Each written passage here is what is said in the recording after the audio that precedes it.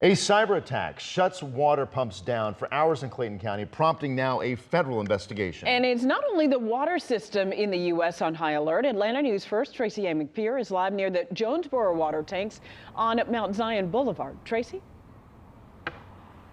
Well, these hackers targeted water systems across the country, shutting down pumps and prompting boil water advisories like right here in Clayton County. And while we won't know for sure until later in this investigation, some federal agencies suspect these hackers could be from Iran. It's been 1 week since the cyber attack at the Clayton County Water Authority that shut down water pumps on Monday, July 27th.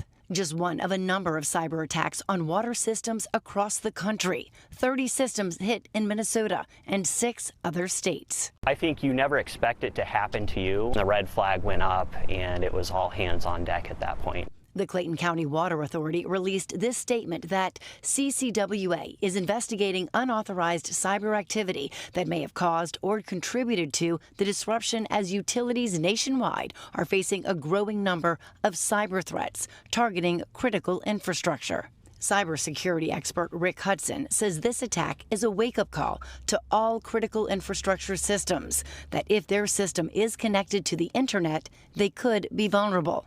Ideally, you would design a water system to be totally air-gapped, if you will, or protected from any internet connections, so that you're doing all the work within a closed system. The FBI, the Cybersecurity and Infrastructure Security Agency, or CISA, and the EPA are all investigating.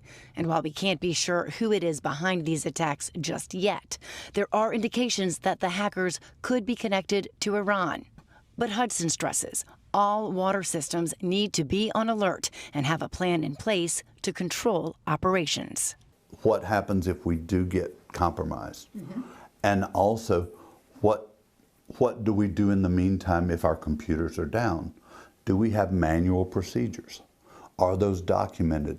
How often do we test those procedures?